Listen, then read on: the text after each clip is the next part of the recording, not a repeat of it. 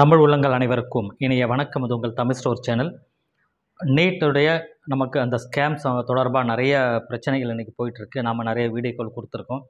So நம்ம நேற்று கூட ஒரு வீடியோ உங்களுக்கு நான் சொல்லியிருந்தேன். ஸோ அதில் என்னென்ன டீட்டெயிலாம் சுப்ரீம் கோர்ட்டில் வந்து ஆக்ஷன் எடுத்திருக்காங்க அப்படின்ட்டு. ஸோ இதுக்கு வந்து பார்த்திங்கன்னா இப்போ நமக்கு ரீசெண்டாக வந்த தகவல்லாம் என்ன அப்படின்னா, இதில் வந்து நிறைய மாணவர்கள் கிட்டத்தட்ட ஒரு 12 13 மாணவர்களுக்கு மேலே வந்து அந்த கொஸ்டின் பேப்பரை வாங்கி 30 லட்ச ரூபாய்க்கு மேலே காசு கொடுத்து அதை வாங்கி நீட் எக்ஸாம் எழுதியிருக்காங்க அப்படின்ற ஒரு தகவல். அதில் ஒரு மாணவர் வந்து விசாரணையில் வந்து அவர் ஒத்துக்கிட்டார்.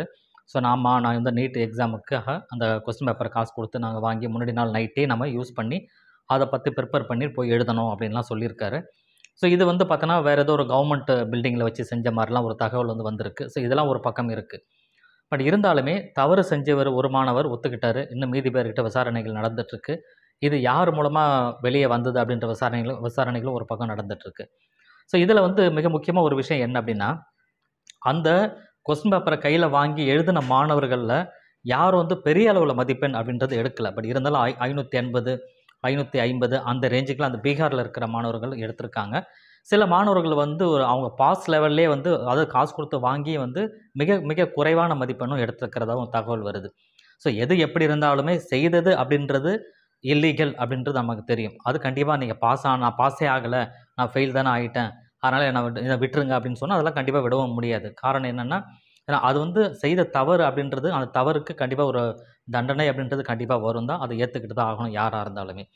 ஸோ இதில் அந்த மாணவர் மட்டும் கிடையாது, மாணவர்களுக்கு தூண்டுதலாக இருந்து அவங்களுக்கு அமௌண்ட்டு கொடுத்து உதவிய பேரண்ட்டும் சரி, அது இல்லாமல் அந்த கொஸ்டின் பேப்பர் லீக் ஆகுறது உண்டான காரணகர்த்தாவாக இருந்த நபரும் சரி, எல்லாருமே தண்டிக்கப்பட வேண்டியவர் தான் கண்டிப்பாக. ஏன்னா நிறைய மாணவர்கள் ரொம்ப கஷ்டப்பட்டு இரவு பகலும் கஷ்டப்பட்டு பணத்தை கொட்டி செலவு பண்ணி அவங்க ரொம்ப கஷ்டப்பட்டு படிக்கிறாங்க. சில பேர் ஒரு வருடத்தில் 2 வருடம் எழுத முடியாமல் ரிப்பீட் பண்ணி திரும்ப எழுதுகிறாங்க. ஸோ டாக்டர் தன்னுடைய கனவு அப்படின்னு சொல்கிறது அந்த ரொம்ப கஷ்டப்பட்டு எழுதுகிற மாணவர்களுக்கு இது வந்து பார்த்திங்கன்னா, இவங்களாம் ரொம்ப கையில் காசு இருக்குன்றதுனால டக்குன்னு காசு கொடுத்து என்ன கொஸ்டின் பேப்பர் கொடுத்துருங்க, நான் வந்து நல்லா எழுதிடுறேன் அப்படின்றதெல்லாம் வந்து ஏற்றுக்க முடியாத விஷயந்தான் கண்டிப்பாக. ஸோ இதெல்லாம் ஒரு பக்கம். சுப்ரீம் கோர்ட்டில் என்ன சொல்லியிருக்காங்க அப்படின்னா, இது தொடர்பாக அதாவது இந்த நீட் ஸ்கேம் தொடர்பாக அந்த கொஸ்டின் பேப்பர் லீக் தொடர்பான விஷயங்கள் எல்லாமே நிறைய சின்ன சின்ன கேசஸ் வந்து அந்தந்த ஸ்டேட்லேயுமே அந்தந்த ஹைகோர்ட்டில் நடந்துகிட்ருக்கு. ஸோ இதில் வந்து தமிழ்நாட்டிலையும் வந்து நம்ம கேஸ் கொடுத்துருக்காங்க, வெளி மாநிலத்திலும் கேஸ் கொடுத்துருக்காங்க. குஜராத்லேருந்து பீகார்லேருந்து எல்லா இடத்துலையும் அந்த இஷ்யூ நடந்தது. ஒரு ஹைகோர்ட்லேயுமே அந்த சின்ன சின்ன விஷயங்கள் சின்ன சின்ன கேசஸ்லாம் போயிட்டுருக்கு அந்த நீட் தொடர்பானது. சுப்ரீம் கோர்ட்டில் என்ன பண்ணுறாங்கன்னா, இது அங்கங்கேயுமே தனித்தனியாக தீர்ப்பை சொல்லக்கூடாது அப்படின்றதுனால எல்லாத்தையுமே ஒருங்கிணைத்து ஒரே இடத்துக்கு, அதாவது சுப்ரீம் கோர்ட்டுக்கு கொண்டு வந்து அங்கே தான் வந்து அந்த விஷயத்தை வந்து விசாரணை செஞ்சு அதுக்கு உண்டான விஷயத்தை வந்து தீர்ப்பு சொல்லணும் அப்படின்னு சுப்ரீம் கோர்ட் சொன்னதுனால அந்த சின்ன சின்ன விஷயங்களுமே எல்லாம் ஒருமித்த ஒரே இடத்துக்கு கொண்டு வந்து சுப்ரீம் கோர்ட்டு கொண்டு வந்து விசாரணை பண்ண போகிறாங்க. அது ஒன்று சொல்லியிருக்காங்க. ஸோ நான் ஏற்கனவே ஒரு வீடியோவில் சொன்னேன். சரி, நமக்கு வந்து பார்த்திங்கன்னா இதெல்லாம் ஒரு பக்கம் இருந்தாலுமே இவங்க எப்போ விசாரணை பண்ணுவாங்க சுப்ரீம் கோர்ட்டில் வந்து பார்த்திங்கன்னா, நமக்கு ஜூலை மாதம் 8ஆம் தேதிக்கு மேலே தான் பண்ணுறாங்க. காரணம் என்ன, அந்த கோடை விடுமுறையெல்லாம் முடிந்து அவங்க வந்து கோர்ட்டுக்கு வந்து உள்ளே வராங்க.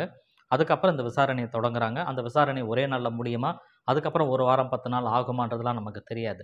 பட் இருந்தாலுமே அந்த விசாரணை தொடர்ந்து நடைபெறும் பொழுது அதுக்கப்புறம் தான் இறுதியான முடிவு அப்படின்றது வரும். அந்த முடிவுன்றது என்ன அப்படின்னா, நீட்டோட எக்ஸாம் திரும்ப எக்ஸாம் வைக்கணுமா அல்லது வைக்கக்கூடாதா அப்படின்றது அப்போ தான் நமக்கு, அதாவது ஜூலை மாதம் 8ஆம் தேதிக்கு மேலே தான் அந்த முடிவானது வரும்.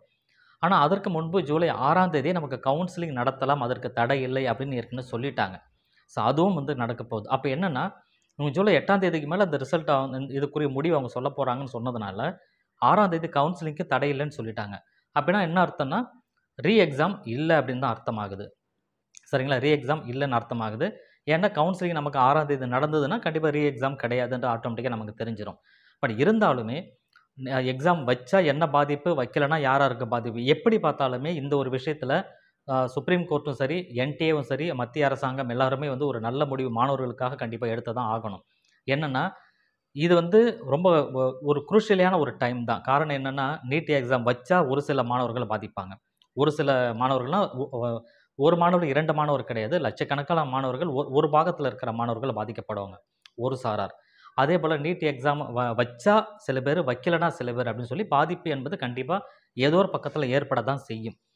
குறைவாக மதிப்பெண் இருக்கிறவங்க வைக்கலான்னு சொல்லுவாங்க, அதிகமாக மதிப்பெண் இருக்கிறவங்க வேணான்னு சொல்லுவாங்க.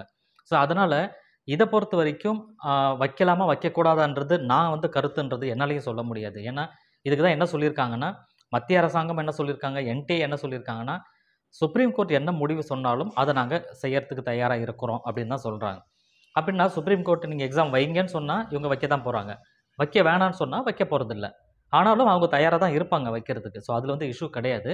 ஆனால் அந்த பாதிப்புன்றது இப்படிலாம் வரும். வச்சா சில பேருக்கு பாதிப்பு, வைக்கலைன்னா சில பேருக்கு பாதிப்பு அப்படின்றதுனால இதெல்லாம் யோசிச்சு தான் பார்ப்பாங்க. ஸோ ஒரே ஒரு விஷயம் மட்டும் நமக்கு தெரிய வர்றது என்னென்னா, ஜூலை 8ஆம் தேதிக்கு மேலே இவங்க வந்து ரிசல்ட், அதாவது ரிசல்ட் அப்படின்னு சொன்னால் இந்த விசாரணை தொடங்கி வைக்கலாமா வேணாமான்றது முடிவு கொண்டு வர்றாங்க அப்படின்னு சொன்னால் ஜூலை 6ஆம் தேதி கவுன்சிலிங் அப்படின்னு சொல்லிட்டாங்க. அப்படி இருக்கும்போது கவுன்சிலிங் ஸ்டார்ட் ஆச்சுன்னா ஆல்ரெடி நமக்கு அப்போ என்ன அர்த்தம்னா நீட் ரீ எக்ஸாம் கிடையாதுன்ற அர்த்தமாயிடும். ஸோ அந்த இஷ்யூ இருக்கிறதுனால என்னை பொறுத்த வரைக்கும் இருக்கிறது உண்டான வாய்ப்புகள்ன்றது குறைவாக தெரிகிற மாதிரி தெரியுது. அதாவது ரீ எக்ஸாம் அப்படின்றது கொண்டு வர்றதுக்கு திரும்ப எழுதுறதுக்கு உண்டான வாய்ப்புகள்ன்றது மிக குறைவாக இருக்குது. காரணம் என்னென்னா அவங்க சொன்ன அந்த கவுன்சிலிங் டேட்டு தான் காரணம், 6ஆம் தேதி அப்படின்னு சொன்னது. ஸோ இதெல்லாம் ஒரு பக்கம் போயிட்டுருக்கு. இது இல்லாமல் தமிழ்நாட்டில் வந்து மாணவர்கள் வந்து சில பேர் கேஸ் கொடுத்து அது ஒரு பக்கம் போயிட்டுருக்கு. எல்லாத்தையும் சேர்த்து வச்சு தான் நமக்கு ஜூலை 8ஆம் தேதி பண்ண போகிறாங்க. ஸோ ஒரு விஷயம், இதெல்லாம் ஒரு பக்கம் நடந்தாலுமே அந்த நீட் எக்ஸாம் இப்போ இதில் இன்னொரு விஷயம் இருக்குது. என்ன அப்படின்னா, நெட் எக்ஸாம் வந்து பார்த்தீங்கன்னா கேன்சல் பண்ணியிருக்காங்க அப்படின்னு சொல்லி நம்ம தகவல்லாம் வருது. ஸோ அது உண்மையும் கூட. அந்த நெட் எக்ஸாம் அப்படின்னு சொல்கிறது வந்து பார்த்தீங்கன்னா நிறைய பேர் நீட் எக்ஸாம் அப்படின்னு நினச்சிட்றாங்க. நீட் எக்ஸாம் கேன்சல் பண்ணிட்டாங்க, திரும்ப வந்து ரீ எக்ஸாம் வரப்போகுது அப்படின்னு சொல்கிறாங்க. ஸோ அது வந்து அதுக்கு தவறு. நீட் எக்ஸாம் கிடையாது, நெட் எக்ஸாம் தான் திரும்ப வரப்போகுது. அதில் வந்து ஒரு செஷன் மட்டும்தான் வைக்கிறாங்க. ஏன்னா அதுலேயும் வந்து சில தவறுகள் நடந்ததாக வந்து உறுதிப்படுத்தியிருக்காங்க. அதனால் அதை மட்டும் வைக்கிறாங்க. ஸோ அப்போ அதை வைக்கும்போது இதுலேயும் தவறுகள் உறுதிப்படுத்துகிறாங்க. அப்போ இதையும் தானே வைக்கணும் அப்படின்னா, அது 10 நாள் நடக்கிற எக்ஸாம், இது வந்து 1 நாள் நடக்கிற எக்ஸாம். ஸோ இதையும் பார்ப்பாங்க. ஸோ இதெல்லாம் பார்த்து தான் முடிவு பண்ணுவாங்க. அப்போ நீட் எக்ஸாம் அப்படின்னு சொல்கிறது அங்கே ஏற்கனவே அது வந்து ரீ எக்ஸாம் கிடையாது, நெட் எக்ஸாம் தான் கன்ஃபர்மேஷன் கொடுத்துருக்காங்க. ஸோ அதை நீங்கள் புரிஞ்சுக்கோங்க. ஸோ இதெல்லாம் ஒரு பக்கம் போயிட்டுருக்கு. நமக்கு வந்து மத்திய அரசாங்கம் என்ன பதில் சொல்கிறாங்க, என்டிஏ என்ன இவங்க தரப்பில் என்ன சொல்ல போகிறாங்க. ஏற்கனவே என்டிஏக்கும் மத்திய அரசாங்கத்துக்கும் நோட்டீஸ் வந்து கொடுத்துருக்காங்க சுப்ரீம் கோர்ட்லேருந்து. அதற்கு அவங்க என்ன பதில் சொல்கிறாங்க, இதெல்லாம் பொறுத்து தான் அடுத்தடுத்த நகர்வு அப்படின்னு சொல்கிறது கண்டிப்பாக அமையும். சரிங்களா? இதெல்லாம் போகட்டும். நீங்கள் நான் ஏற்கனவே திரும்ப திரும்ப சொல்கிற விஷயம் தான், இதை பற்றி எதுவுமே ஒரி பண்ணக்கூடாது. தகவலை நீங்கள் என்ன நடக்குது அப்படின்னு தகவலை நீங்கள் தெரிஞ்சுக்கிட்டால் போதும். அதற்காக தான் இந்த வீடியோ. தகவல் நீங்கள் தெரிஞ்சுக்கோங்க. இப்போதைக்கு தகவல் தெரிஞ்சுட்டு அமைதியாக இருந்தாவே போதும். நம்ம சைடில் வேறு எதுவும் பெருசாக பண்ண தேவையில்ல. ஏன்னா தமிழக மாணவர்களை பொறுத்தவரை ரொம்ப கஷ்டப்பட்டு படிச்சிருக்கீங்க. அதற்குண்டான பலன் அப்படின்றது நிச்சயமாக கிடைக்கும். அதை பற்றி நீங்கள் எதுவும் கவலைப்பட தேவையில்லை. இந்த டீட்டெயில் என்ன நடந்துட்டுருக்கு, இந்த நீட் தொடர்பான விஷயங்கள் நீங்கள் தெரிஞ்சுக்கோங்க. அது மட்டும் இப்போதைக்கு போதும். கவுன்சிலிங் வரப்போகிற கவுன்சிலிங்க்கு நீங்கள் தயாராக இருந்தீங்கன்னாவே போதுமானது. கவுன்சிலிங் தொடர்பான அடுத்தடுத்த அப்டேட்டுக்கு நம்ம சேனலில் தொடர்ச்சியாக நீங்கள் பார்த்துக்கிட்டே இருங்க. ஸோ அடுத்த வீடியோவில் சந்திக்கலாம். தேங்க்யூ.